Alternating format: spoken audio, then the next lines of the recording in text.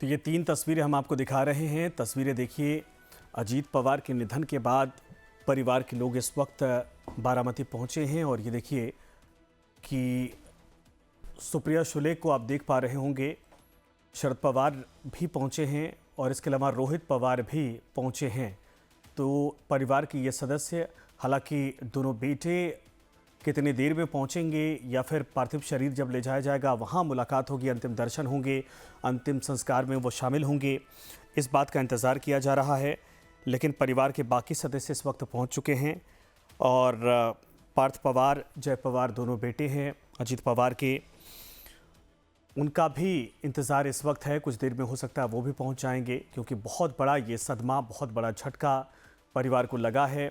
तीनों तस्वीरों के ज़रिए आप समझ सकते हैं कि सबसे बड़े जो मजबूत स्तंभ पूरे पवार फैमिली में थे वो शरद पवार, उनके लिए एक बेटे का चला जाना और राजनीतिक विरासत के तौर पर मजबूत दावेदार, सारी काबिलियत होने के बाद भी ये शरद पवार समझ गए थे और यही कहा जा रहा कि आने वाले वक्त में दोनों धड़ों को मर्ज करने की सहमति भी बन गई थी।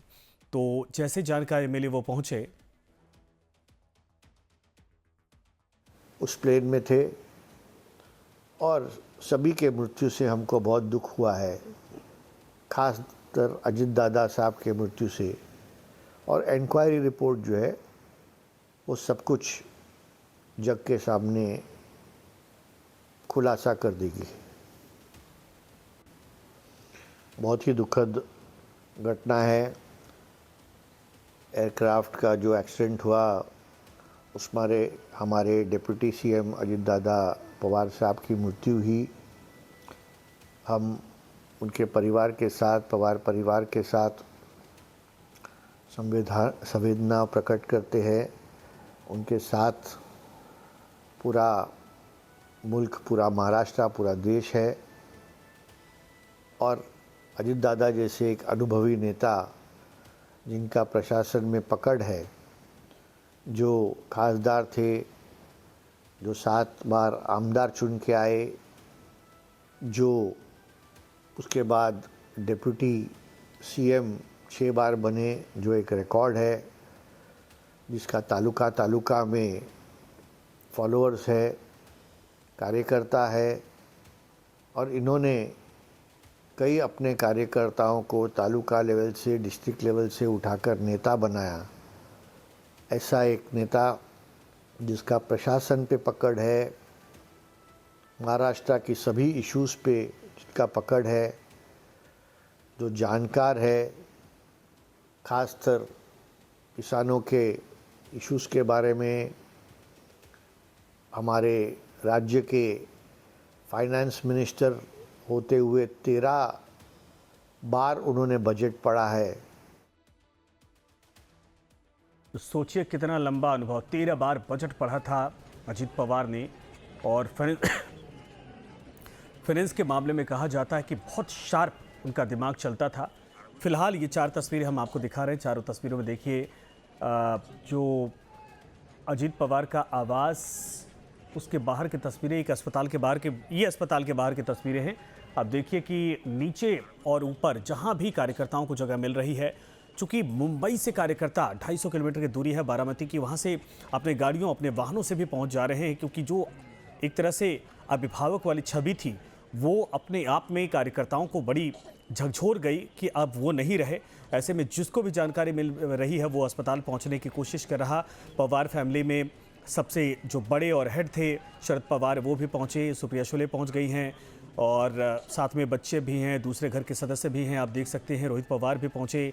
और ये अचानक से आप सोचिए कि इतना बड़ा झटका, इतना बड़ा सदमा लगा, क्योंकि जो दिग्गज 2 चेहरे थे शरद पवार के बाद, वो अजीत पवार ही थे, सुप्रिया शुले थी।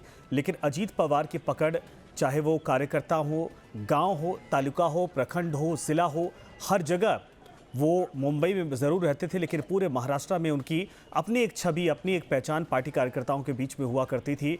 और उनको इसीलिए दादा कहा जाता था। दादा एक तरह से बड़े भाई, अभिभावक की भूमिका के तौर पर, ये सम्मान के तौर पर उनके कार्यकर्ता उनको बोला करते थे। शरद पवार के कद के बाद उनका सबसे बड़ा माहिर कद माना जाता था। सुभाष शिर्के हमारे साथ लगातार हैं।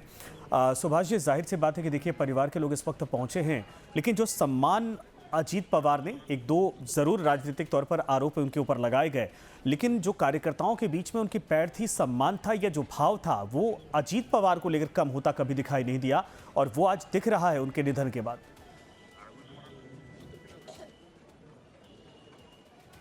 और कार्यकर्ताओं के बीच में रहना पसंद करते थे। जब वो बात करते थे, भाषण देते थे, तो एक बोलचाल की भाषा में वो बात करते थे, कार्यकर्ताओं से संवाद स्थापित करने की कोशिश करते थे, और उनकी ये स्टाइल है वो कार्यकर्ताओं को ज्यादा भाती थी। जैसे मैं एक उदाहरण के तौर पे बताऊं कि एक बार अजीत पवार भाषण कर रहे थे बारामती में, तो नीचे से एक कार्यकर्ता ने कहा, दादा आई लव यू। तो ऊपर से दादा ने स्टेज में से कहा कि आई लव यू अपने बीवी को बोलना, मुझे मत बोलना।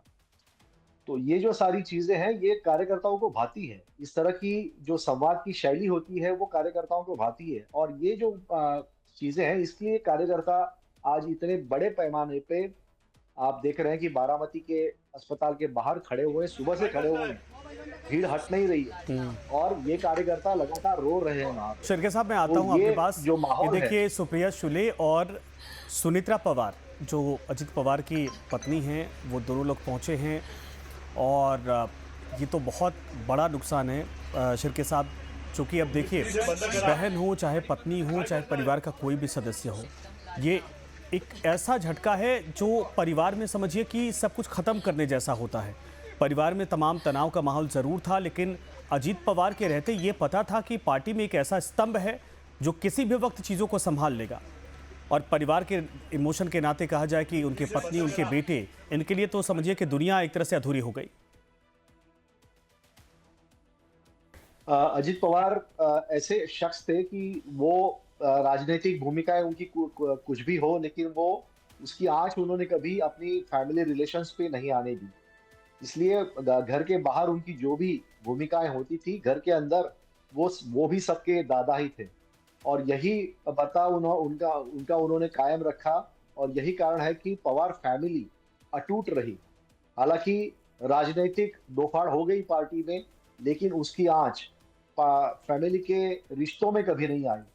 इसलिए सभी फैमिली जो थी वो हमेशा एक थी, सारे त्योहार एक साथ मनाती थी, ये ट्रेडिशन उनकी रही है। कई बार मैं भी बारामती गया था, तो दिवाली का कार्यक्रम होता था, तो दिवाली के कार्यक्रम में सारे परिवार इकट्ठे आते थे, कहीं पे भी हो, विदेश में हो तो भी वो बारामती में जरूर आते थे, और वहां पे दिवाली के प्रोग्राम में सारे परिवार इकट्ठा आते थे, हिस्सा लेते थे। तो ये ट्रेडिशन था, और ये ट्रेडिशन पवार फैमिली ने इतने सालों से उन्होंने वहां पे बरकरार रखी थी। यही कारण था कि राजनीतिक भूमिकाएं विपरीत होने के बावजूद भी आज सारी फैमिली इकट्ठी है। संजय जी, बिल्कुल सही आपने कहा। एक बार फिर से दर्शकों को तस्वीरें दिखाते हैं, उसके बाद फिर मैं आता हूँ शिर्के जी आपके पास दोबारा। ये देखिए, जैसे कार्यकर्ताओं को पता चला, कार्यकर्ता तो पहुंचे रहे, लेकिन परिवार के सदस्य, ये बीच में आप देख सकते हैं कि रोहित पवार जब पहुंचे, उस दौरान की हम तस्वीर आपको दिखा रहे हैं, अस्पताल पहुंचे थे, आंखें उनकी नम थी, रो रहे थे।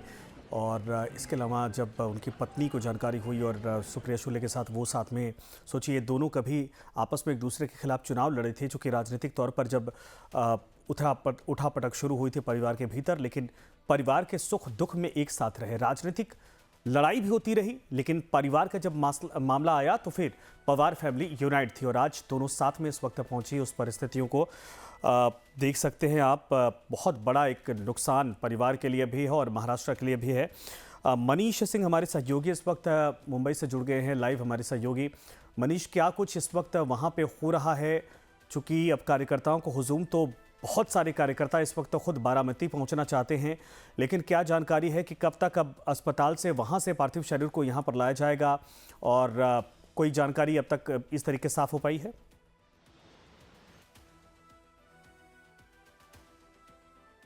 देखिए, मैं आपको बता दूं कि अभी फिलहाल महाराष्ट्र के सीएम थोड़ी देर पहले ही जो है वो बारामती के लिए निकले हैं और कुछ ही देर में तस्वीरें आ जाएंगी जब वो वहां पहुंच जाएंगे। इसके अलावा मैं आपको बता दूं कि जिस हॉस्पिटल में शवों को लाया गया है वहां पर भारी भीड़ उमड़ी हुई है इस समय, क्योंकि बारामती में पवार परिवार का गढ़ रहा है लगातार, चाहे वो शरद पवार हों, अजीत पवार हों, सुनेत्रा पवार हों, सुप्रिया सुले हों, या फिर रोहित पवार हों, या फिर पार्थ पवार हों। पार्थ पवार भी इस बार चुनाव में खड़े थे। लगातार पवार परिवार वहां से चुनाव लड़ता रहा है और वहां पर जो लोग हैं वो बहुत ज्यादा पवार परिवार को मानते हैं और इसी का एक उदाहरण है जो इतनी बड़ी तादाद में वहां कार्यकर्ताओं के साथ स्थानीय निवासी भी पहुंचे हैं। लेकिन आप देखिए कि इतनी दुख भरी जो आज खबर आई है, कई सारे सियासी दलों का हमने रिएक्शन देखा, किसी को भी उम्मीद नहीं थी, किसी को भी अभी भी यकीन नहीं हो रहा कि ये घटना आज हो गई है। इसके अलावा आपको बता दें तो अभी फिलहाल कहा यह जा रहा है कि ये घटना जो है वो विजिबिलिटी ठीक नहीं थी। बहुत सारी बातें कही जा रही हैं कि फ्लाइट जो विमान था उसको 2 राउंड लगाने पड़े, उसके बाद उसे लैंडिंग करनी पड़ी थी, फिर कॉल लिया गया, किसने कॉल लिया। तो अब इसमें कई सारे टेक्निकल एंगल हैं जिसकी जांच की बात अब तमाम पार्टियां, तमाम नेता कह रहे हैं, क्योंकि क्या हुआ एग्जैक्टली, क्या वहां पर वाकई में पायलट की तरफ से कोई कमी हुई है, क्या फ्लाइट जो विमान है उसमें कोई गड़बड़ी थी। तो ये तमाम बातें अब निकलकर सामने आने लगी हैं। तो ये भी एक एंगल है, लेकिन फिलहाल क्योंकि ये जांच का विषय है, इसमें समय लगेगा। लेकिन आप अभी आज की तस्वीरें देखिए तो निश्चित तौर पर पवार परिवार के लिए दुखों का पहाड़ टूटा है। और थोड़ी देर पहले ही, यानी 35 से 40 मिनट पहले शरद पवार भी बारामती एक छोटी और जानकारी दीजिए, मुंबई में जो पवार हाउस है या अजीत पवार का जो बंगला था जहां वो रहते थे, उसके आसपास क्या इस वक्त कार्यकर्ता इकट्ठा हो रहे हैं फिर या इंतजार कर रहे हैं? जी देखिए, मैं बता दूं आपको कि अजीत पवार का जो आवास है, जो बंगला है सरकारी जो दिया गया है, जहां पर वो आते हैं मुंबई तो अक्सर रुकते हैं, वहीं बैठक करते हैं, देवगिरी नाम है उसका, वहां पर अजीत पवार रहते हैं। लेकिन इस समय वहां पर सन्नाटा पसरा हुआ है क्योंकि बारामती, सारे जो बड़े प्रमुख नेता वो बारामती चले गए हैं। और आपको एक चीज और बता दूं कि क्यों लोग सोचते हैं कि क्यों इतना ज्यादा अजीत पवार से लोग जुड़ा हुआ महसूस करते हैं।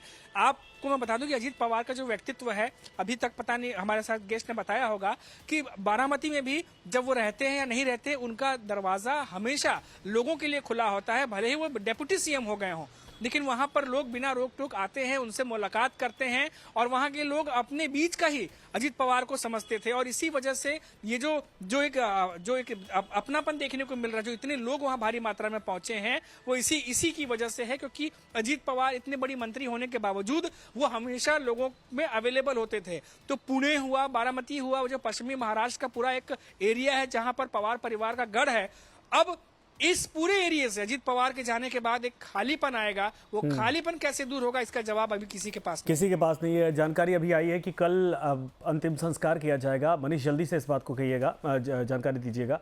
कल राजकीय सम्मान के साथ अंतिम संस्कार होने वाला है। कितने बजे अंतिम संस्कार की प्रक्रिया पूरी की जाएगी और कहाँ की जाएगी, इस बात को लेकर अभी कोई इनपुट आपके पास आया है?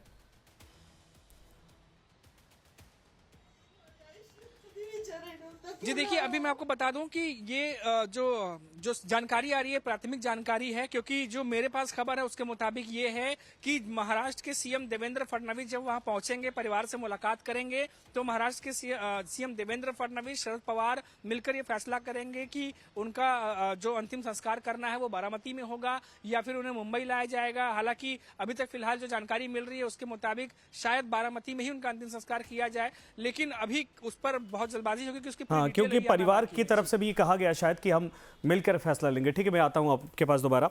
शिर्के साहब लगातार हमारे साथ जुड़े हैं।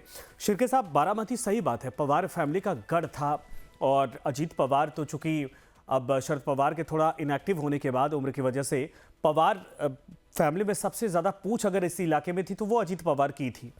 और वहाँ पर जैसे लोगों को पता चला, इतनी बड़ी संख्या में अस्पताल के बाहर हुजूम है। कुछ देर पहले मैं कुछ और तस्वीरें देख रहा था, उसमें कार्यकर्ता रो रहे थे, छटपटा रहे थे। वो एक दफ़ा देखना चाहते थे लेकिन डॉक्टर उनको रोक रहे थे क्योंकि 5 डेड बॉडी को वहाँ पर लाया गया था और तमाम डिसिप्लिन को मेंटेन करना था कि अराजकता या फिर भगदड़ जैसी स्थिति पैदा ना हो जाए। तो ये सम्मान, ये प्यार उन्होंने कमाया था कि जिसको पता चला, जो उनके साथी थे, कभी मिले थे नहीं मिले थे, दूर से ही देखा था, लेकिन कम से कम आंखें उनकी बहती हुई वहां पर पहुंच रहे थे, वो आंसू लिए। देखिए, अजीत पवार बारामती जब आते थे तो सारे कार्यकर्ताओं से मिलते थे और बारामती में जैसे ही वो आते थे उसके बाद सुबह 6:30 बजे से वो अलग अलग जगह का दौरा करते थे। वहाँ पे जो योजनाएं चल रही है उसकी जानकारी लेते थे। वहाँ पे कोई भी सामान्य आदमी भी जाके उनको मिल सकता था। तो बीच में कोई रोक टोक नहीं थी, कोई पुलिस वाला टोकता नहीं था, ना गार्ड उनको टोकता था। तो अजीत पवार से सीधा संपर्क करने में बारामती के लोग हमेशा कोशिश करते थे और वो संपर्क हो जाता था। तो ये इतनी आसानी से अजीत पवार का मिलना यही उनके एक दोनों के रिश्तों का, अच्छे रिश्तों का कारण है। और ये यहाँ पे दिख रहा है कि बारामती के अस्पताल के बाहर जो भीड़ है वो छट नहीं रही है। दूसरी तरह यही मामला हमने बाकी शहरों में भी देखा। अमरावती में मैं अजीत पवार से मिला हुआ था, तब वो एक शादी के फंक्शन में वहां पे आए थे। तो कोई भी जाके उनको मिल सकता था, कोई भी फोटो खिंचवा सकता था उनके साथ, उनके साथ बात कर सकता था। तो ये आसानी से उनका एक्सेसिबिलिटी जो थी लोगों के प्रति, वो लोगों को एक भाती थी। और यही कारण था कि अजीत पवार सामान्य जनता में भी उतने ही लोकप्रिय थे। वो भाषण कैसे करते थे, मैंने जैसे आपको बताया, उनका बर्ताव इस तरह से था कि लोगों उनका ये मानना था कि मैं लोगों के प्रति जवाबदेही हूँ। और जो वो कहते थे वो करते थे। यही कारण था कि लोग भी उनका सम्मान करते थे। संजय जी, बिल्कुल सही आपने कहा। मुख्यमंत्री भी पहुंचने वाले हैं कुछ देर में और मुख्यमंत्री खुद कह रहे थे कि बहुत सालों बाद शिर्के साहब सीएम का ये जो लाइन थी ये वाकई में दिखाती थी कि शरद पवार को लेकर उनका नजरिया क्या था। वो कह रहे बहुत सालों बाद ऐसा नेतृत्व जो है तराश के निकलता है और अजीत पवार में वो करिश्मा था, वो गुण था। देखिए, जब एक कोई बड़ा नेता, हमने देखा है अमूमन कि कोई बड़ा नेता होता है तो उसके घर में जो बाकी लोग हैं वो सारे बौने तैयार होते हैं नेता के बारे में कहे, या फिर उनकी राजनीतिक जो काबिलियत है उसके बारे में कहें। लेकिन शरद पवार के छत्रछाया में अजीत पवार बड़े हो गए, लेकिन उन्होंने अपनी खुद की एक स्वतंत्र रूप से छवि बनाई थी। उन्होंने कार्यकर्ताओं को जो रिश्ता था उनका वो एक अलग था, और शरद पवार का संपर्क होता था कार्यकर्ताओं के साथ, लेकिन फिर भी अजीत पवार का अपना एक अलग संपर्क था। इसलिए हर तरह के कार्यकर्ता, हर क्षेत्र के कार्यकर्ताओं को वो उनमें उनकी अच्छी पहचान थी। लोग उनको चाहते थे। और यही कारण था कि अजीत पवार जब मंत्रालय में मंत्री बनकर आते थे तो वो कार्यकर्ता भी वहां पे पहुंचता था। उनके जो कार्यालय है उसके बाहर हमेशा भीड़ देखी है। वहां पे सुबह से लेकर लोगों को अपॉइंटमेंट होती थी और कोई भी जाके उनको मिल सकता था। पवार साहब का भी यही हाल था कि पवार साहब, मैं कई बार दिल्ली में उनको मिला हूं तो 8:30 बजे अगर आप वहां पे पहुंच गए पवार साहब के बंगले पे, तो आपको बेरोक टोक बिना अपॉइंटमेंट आपको अंदर प्रवेश मिलता था। वो 1-2 मिनट आपसे बात करते थे, उसके बाद अगर उनकी अपॉइंटमेंट है तो फिर वो अपॉइंटमेंट के लिए जाते थे। तो ये शरद पवार, इनकी जो आदत थी वो अजीत पवार ने कायम रखी थी। और यही कारण था कि एक्सेसिबल होने वाला कोई भी नेता है वो सामान्य जनता को भाता है। दूसरी तरफ यही बात उद्धव ठाकरे के बारे में कहते हैं लोग कि वो बिल्कुल एक्सेसिबल नहीं है। लेकिन हर एक नेता का अपना अपना अंदाज होता है। उस तरह से अजीत पवार जो है वो लोगों के बीच में रहना पसंद करते थे, और यही कारण था कि आज उनके उनका अंतिम दर्शन लेने के लिए इतनी भीड़ वहां पे इकट्ठा है। अच्छा, सोशल मीडिया पर मैं देख रहा हूँ एक्स पर जो ट्रेंडिंग में है अजीत पवार के समर्थकों का अलग अलग खुद का रिएक्शन, उनकी बातें, उनके साथ के मोमेंट इतने ज़्यादा हैं कि आप समझिए कि 3-4 नंबर तक अकेले अजीत पवार, अजीत दादा, ओम शांति और इसी तरीके से उनको याद किया जा रहा अलग। ये महाराष्ट्र का नेता देश में इस वक्त कहा जाए कि एक सिंपैथी के साथ या उनको श्रद्धांजलि देने के साथ देश भर के लोग उनके बारे में जानना चाहते हैं, समझना चाहते हैं। ये अपने आप में अचंभित करने वाला है। अच्छा, एक बड़ी खबर इसी बीच आ रही है, मैं आता हूं दोबारा आपके पास। बड़ी खबर यह है कि प्रधानमंत्री नरेंद्र मोदी ने शरद पवार से बातचीत की है। अब परिवार के मुखिया शरद पवार ही हैं, ये जानते हैं प्रधानमंत्री, और सभी लोग जानते हैं अजीत पवार की मौत पर दुख प्रकट किया है शरद पवार से बातचीत करके प्रधानमंत्री नरेंद्र मोदी ने। और जाहिर सी बात है कि जानकारी मिल गई थी, जैसा कि मुख्यमंत्री ने भी कहा था कि प्रधानमंत्री को भी सूचित कर दिया गया है और पीएम की तरफ से इस पर ट्वीट करके दुख भी प्रकट किया गया था। लेकिन अब शरद पवार से बातचीत के बाद प्रधानमंत्री नरेंद्र मोदी ने अजीत पवार के निधन पर शोक प्रकट किया है, दुख प्रकट किया है। यह बड़ी अपडेट इस वक्त आ रही है और एक और बड़ी खबर इस बीच आ रही है। यह बड़ी खबर है कि अजीत पवार की मौत पर आरएसएस ने भी दुख प्रकट किया है। आप सोचिए कि एक बहुत बिरले नेता ऐसे होते हैं। अजीत पवार के निधन पर दुर्भाग्यपूर्ण यह घटना है, दत्तात्रेय होसबोले ने कहा है और उनकी तरफ से यह कहा गया कि सार्वजनिक जीवन काफी प्रभाव उनका रहा है और जाहिर सी बात है कि महाराष्ट्र की राजनीति में चूंकि नागपुर भले से आरएसएस का मुख्यालय है, लेकिन चारों तरफ अजीत पवार का भी जो प्रभाव है वो आरएसएस समझता था और उनके सार्वजनिक जीवन में किए गए कामों को भी बीजेपी के नेता भी तारीफ करते थे। शिरके साहब लगातार हमारे साथ बने हैं। शिरके साहब, प्रधानमंत्री का शरद पवार से बातचीत करना और आरएसएस का भी दत्तात्रेय होसबोले का यह बयान कि उनका सार्वजनिक जीवन साफ तौर पर दिखाई देता था, उनका प्रभाव था और बहुत कम नेता ऐसे होते हैं। आप सोचिए कि कभी राजनीतिक विचार भी अलग रहे, कांग्रेस के साथ सरकारें बनाई, कांग्रेस के साथ शरद पवार लगातार चलते रहे जब तक अलग नहीं हुए थे अजीत पवार, लेकिन जो थिंक टैंक कहा जाता है उसकी तरफ से भी तारीफ करना यह बहुत बड़ी बात है, बहुत बड़ी उपलब्धि है। संजय जी, जैसे मैंने कहा कि अजीत पवार किसी से परहेज नहीं रखते थे काम के मामले में। जो भी उनके दफ्तर में आता था, जो भी उनके सामने आता था, उनका काम वो जरूर करते थे। अगर वो सही है तो काम बोलते थे कि हाँ काम हो जाएगा, अगर वो गलत है तो वो दो टूक बोलते थे कि वहां पे कि वो काम नहीं होगा। तो उनकी ये जो छवि थी, उनका ये स्टाइल था, उनका ये अंदाज था, वो लोगों को भाता था और यही कारण था कि कोई घुमाने वाला नेता अपने साथ बार बार किसी को घुमा रहा है, कई दिनों से घुमा रहा है, ऐसा नेता लोगों को पसंद नहीं आता। जो दो टूक बोलने वाला हो तो वो लोगों को पसंद आता है और यही कारण है कि अजीत पवार सबके लिए मिलते थे। बीजेपी के नेताओं का भी उन्होंने वो काम करते थे जब वो सत्ता में रहते थे तब, और जब विपक्ष में रहते थे तो भी वो सबके साथ उनका संबंध अच्छा था। तो कोई जहरीली या विषैला प्रचार उन्होंने कभी नहीं किया किसी के खिलाफ और यही कारण है कि सभी पार्टियां आज उनके निधन पर शोक जता रही है।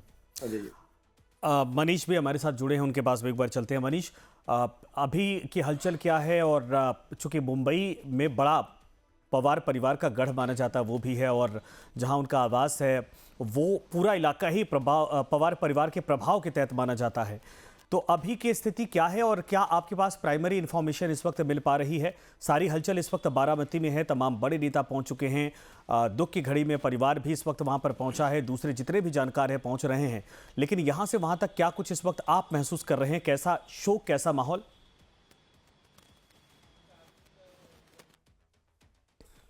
देखिए, मैं आपको बता दूं कि पहले जो आप सवाल कर रहे थे उसका जवाब आ चुका है और मैं आपको बता दूं कि अभी जो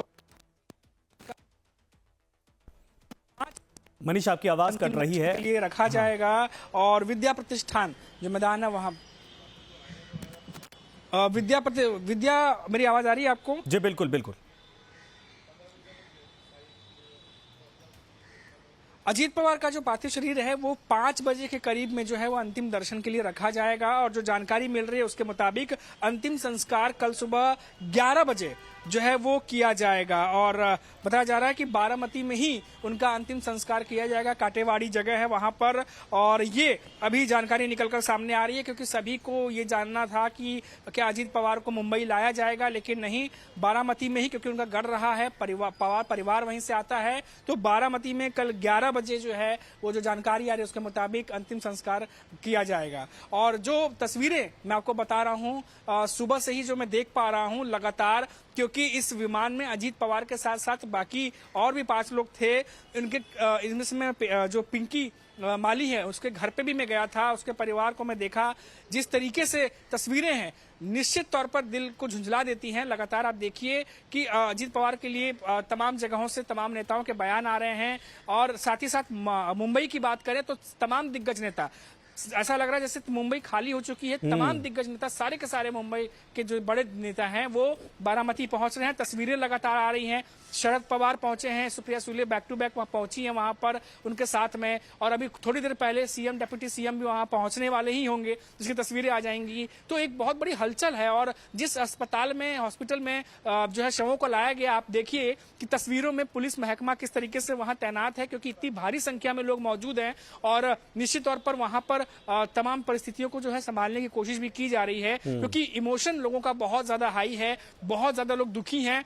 कई सारे समर्थकों को रोते हुए भी देखा गया है, क्योंकि वहां के लोग बहुत पवार परिवार से जुड़ा हुआ महसूस करते हैं। तो ये तमाम तस्वीरें न सिर्फ मुंबई बारामती बल्कि महाराष्ट्र के अलग अलग हिस्से से भी आप देखिए, तो तमाम एनसीपी के जो नेता हैं या उनके ऑफिस हैं, आज तमाम जगहों पर सन्नाटा पसरा हुआ है। मुंबई की ऑफिस की तस्वीरें भी हमने देखी, जहां पर नरीमन पॉइंट में अजीत पवार की एनसीपी का ऑफिस है, झंडे को जो उनका जो एनसीपी की जो घड़ी है चुनाव चिन्ह उसको उतार दिया गया, तमाम पोस्टर्स को जो उतार दिए गए हैं, वो ऑफिस भी आज सन्नाटा पसरा है वहां पर। जी बिल्कुल सही आपने कहा शिर्के साहब, ये बड़ी अपडेट है कि अजीत पवार का अंतिम संस्कार बारामती में ही किया जाएगा। परिवार के लोग तो वहां पर पहुंचे हैं, लेकिन मुंबई खाली हो गई है। तमाम बड़े नेता इस वक्त वहां पहुंच रहे हैं और जनता का बड़ा एक हुजूम है।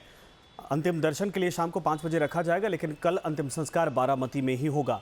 ये जो परिवार का फैसला है, चूंकि बारामती भी एक समझिए कि दूसरी फैमिली के तौर पर वहाँ के लोगों को परिवार मानता था, पूरा पवार परिवार, इस वजह से लिया गया है या फिर क्या इसके पीछे वजह हो सकती है? अंतिम संस्कार होंगे तो काटेवाड़ी बारामती का एक कस्बा है, और यहाँ पर ही या इनकी पुश्तैनी घर है इनका, अजीत पवार इनका, और साथ में शरद पवार इनका भी घर है। अच्छा। तो वहाँ वही इस घर होने के कारण वहां पर इनका जो अंतिम संस्कार है वो उसकी जगह काटेवाड़ी इस कस्बे को चुना गया है। बारामती शहर में अजीत पवार इनका बंगलो जरूर है, लेकिन काटेवाड़ी में भी उनका घर है जो पुराना पुश्तैनी घर है, और वहीं पे उनका ये अंतिम संस्कार किया जाएगा। दूसरा, सिर्फ मुंबई नहीं, नागपुर से लेकर नॉर्थ महाराष्ट्र में धुले, नासिक, जलगांव, यहाँ से लेकर और दक्षिण महाराष्ट्र में जो कोल्हापुर से लेकर सारे सोलापुर से लेकर सारी जगह के कार्यकर्ता जो है वो बारामती के लिए निकल चुके हैं। इसके अलावा जो अलग अलग देश के हिस्से हैं जहाँ पे जो एनसीपी के नेता है वो भी बारामती की तरफ निकल चुके हैं, ऐसा जानकारी मिली है। और ये सारे लोग अंतिम संस्कार के लिए बारामती में, काटेवाड़ी में कल उपस्थित रहेंगे। संजय जी, बिल्कुल सही आपने कहा कि जो पैतृक गांव है वहां पर अंतिम संस्कार किया जाएगा, और तमाम कार्यकर्ता परिवार के लोग, चूंकि प्रधानमंत्री ने भी कुछ देर पहले शरद पवार से मुलाकात की है। लेकिन शिर्के साहब, ये जरा बताइए, शरद पवार के लिए कितना चुनौतीपूर्ण ये वक्त है? कि बड़ी चुनौती यह है कि परिवार के अगले राजनीतिक वारिस को भी अब शरद पवार को ही चुनना पड़ेगा, और एक तरफ ये दुख की घड़ी। देखिए, शरद पवार इन्होंने जब अजीत पवार को राजनीति में लाया, तब वो राजनीतिक उनके उत्तराधिकारी के रूप में ही उन्होंने उनको आगे किया था। उसके बाद जब सुप्रिया सुले बड़ी हो गई तो उनको उन्होंने केंद्र में भेजा। तो दोनों में ये तय था कि सुप्रिया सुले लोकसभा की राजनीति करेगी, पार्लियामेंट की राजनीति करेगी, उनकी दखल महाराष्ट्र में नहीं होगी, और महाराष्ट्र में सिर्फ अजीत पवार ये दखल देंगे। ये बाइफर्केशन पवार फैमिली में हुआ था। लेकिन जब कुछ चीजें हुई, अंदरूनी चीजें हुई, तो उसके बाद दोनों इकट्ठा बैठ के फिर उन्होंने सुलह की।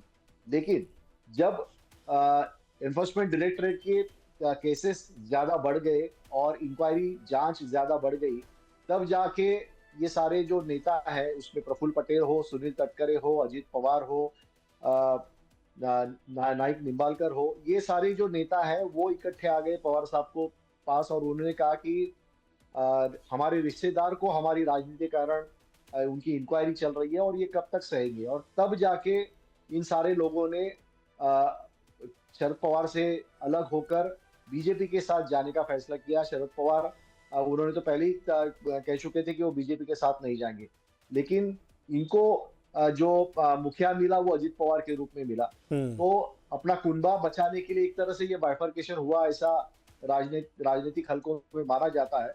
लेकिन राजनीति में ये दोनों नेता जो है जो चाचा भतीजा है वो अलग अलग हो गए, लेकिन फैमिली में वो इकट्ठे थे। संजय जी। बिल्कुल सही आपने कहा। सर हमारे साथ बने रहिए आप।